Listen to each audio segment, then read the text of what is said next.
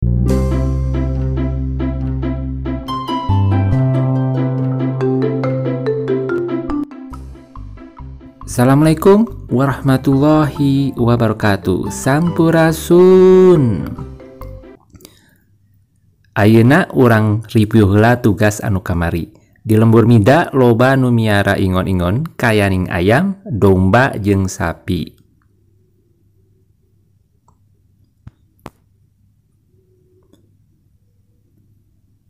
Nomor 2, ayeuna mah di tukangan imah mida aya kulah keur miara lauk emas.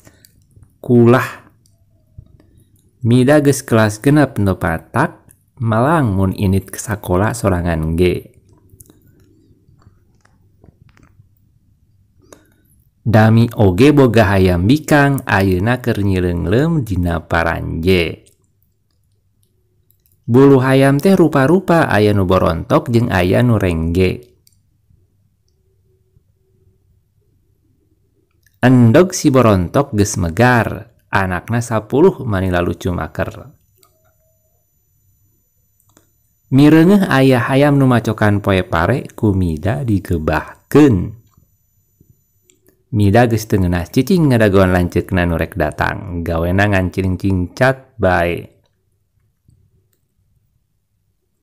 Hayam anakan mah galak sok ngabintih lamun anakna aya nu ngaganggu. Budak bengal mah mun leuwih carek teh lain nurut tapi kalah kah sok ngahajakeun. Kitu panginten hasil review tugas bahasa Sunda anu kamari. Ayeuna urang simak nami-nami sasatoan dina bahasa Sunda.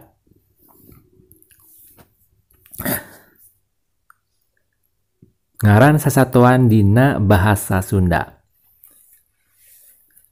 Anjing, buhaya,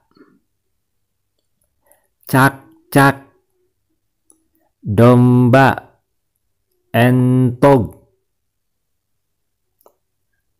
gajah, hayam, jangkrik, kalong, lauk, maung, orai, papatong, sireum, ucing, zebra. Sakitu wae materi dinten ieu. Hatur nuhun, mugia manfaat. Assalamualaikum warahmatullahi wabarakatuh.